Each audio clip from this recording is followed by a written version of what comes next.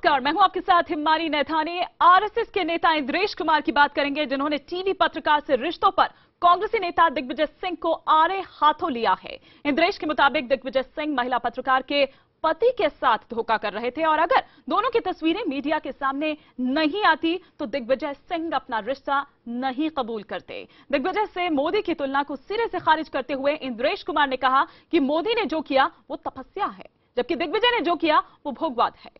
इंद्रेश कुमार से खास बात की हमारे national affairs editor Bhupendra Choubey ने।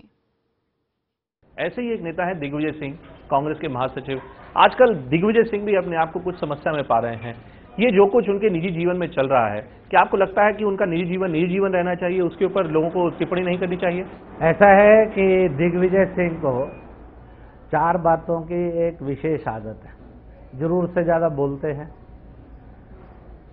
देशभक्तों पर कीचड़ उछालना ये उनके स्वभाव में आ गया है, असत्य बोलना और कुछ भी बोलना ये उनका स्वभाव बन गया है। मुझे लगता है कि देश के अंदर जो उसको सीरियस लेगा वह बहुत दुर्भाग्यशाली आदमी होगा।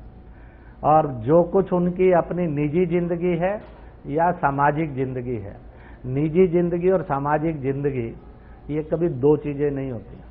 आदमी की निजी जिंदगी का घर परिवार गली मोहल्ला और समाज पर असर होता है, सामाजिक जिंदगी का घर परिवार मोहल्ले पर असर होता है। This should not be to, ये एक ही रहनी चाहिए। चाहे सार्वजनिक जीवन हो चाहे निजी जीवन हो, वह पारदर्शी और अच्छा होना चाहिए। लेकिन वो ये उनका ये कहना कि किसी से उन्होंने प्यार किया, मैं छुपाता नहीं हूँ, मुझे लगता है कि इससे बड़ी बेईमानी नहीं होगी उनके बोलने क्यों? में। नरेंद्र मोदी ने जब इतने वर्षों की शादी थी, इतने वर्षों से और वो प्यार करते आ रहे थे, वो तो जब फोटो प्रकट हो गई तो उनकी बेबसी हुई।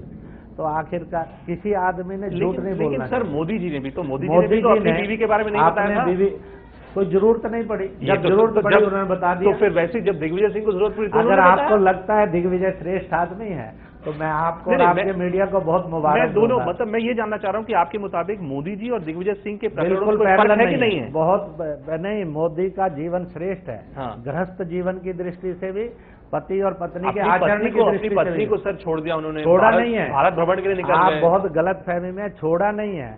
पति और शादी तो हुई ना सर। पति और पत्नी में एक अनुबंध बना जो आध्यात्मिक था।